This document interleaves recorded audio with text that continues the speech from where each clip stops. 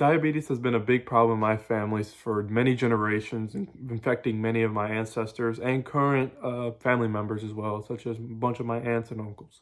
And even cousins are starting to get it now as they're getting older.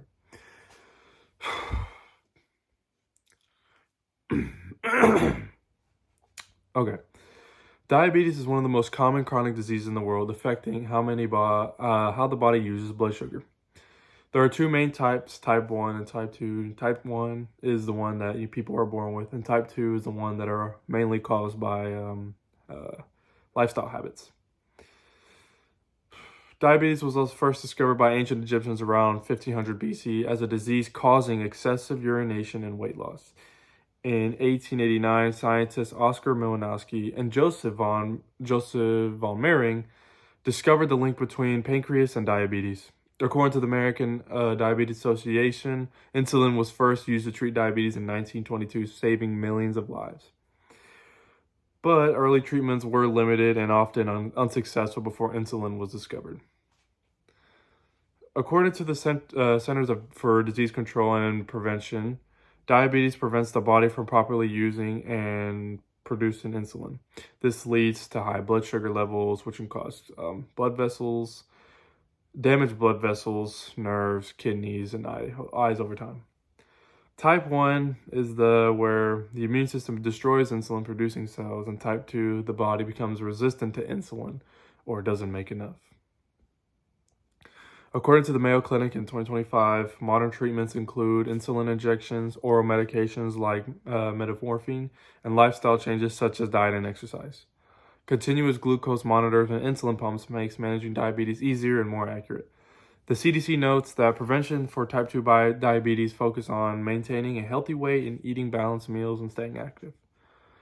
And for the future outlook and research, researchers are exploring gene therapy to restore insulin production in type 1 diabetes patients.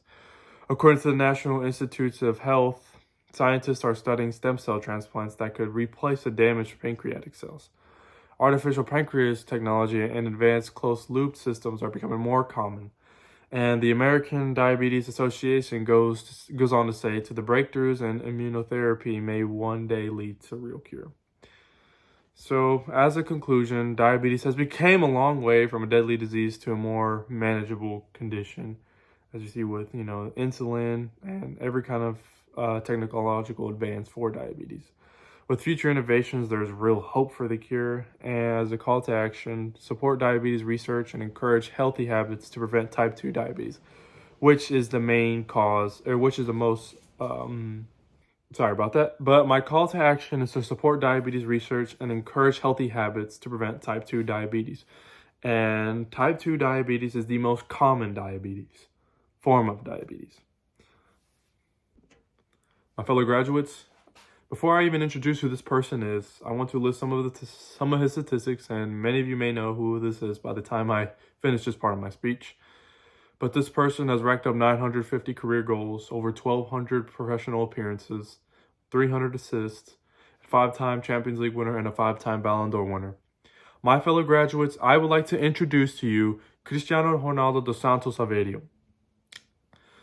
Cristiano Ronaldo is from Portugal, Madeira, a small land in Madeira, who played as a young boy up until 12 years old, and then moved to Lisbon, Portugal, one of the biggest cities and the most big clubs in Portugal, Sporting Lisbon. And from there, he moved to Manchester United at 18 years old. Came in as a scrawny, fast winger who developed his game into the best player in the world by 2009. By the end of 2009, he transferred to Real Madrid, and to Real Madrid, he became the great, went from being a star player to a legend, racking up over 450 goals and 438 appearances with 131 assists. He is considered the GOAT by many and the second GOAT by others. He's also like I said before, 5-time Champions League winner, 4-time with Real Madrid, 1-time with Manchester United. He's a 5-time Ballon d'Or winner, winning 4 of them with Real Madrid and 1 of them with Manchester United. But after Real Madrid, he decided to move Juventus to get a new challenge and a new chapter in his life. Moving to Turin in Italy, he racked up over 101 goals, 20 assists, and 134 appearances, becoming the top scorer for the 2010 decade in a matter of 3 years. Wow, really insane, isn't it? After his spell at Juventus, he decided to return back to his home, where he became a star in Manchester United. While things didn't work out the best, he made his best of what he can.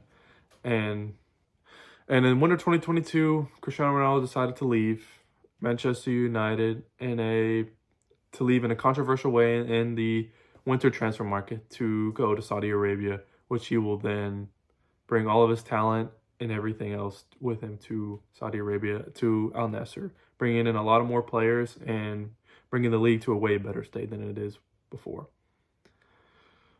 When he was 17, Cristiano Ronaldo was also diagnosed with a heart racing problem, which he had surgery, which was a major risk to his career, but that did not let him stop at all. Matter of fact, that actually pushed him even more to become one of the greats of the game. And everyone, here is Cristiano Ronaldo dos Santos Aveiro.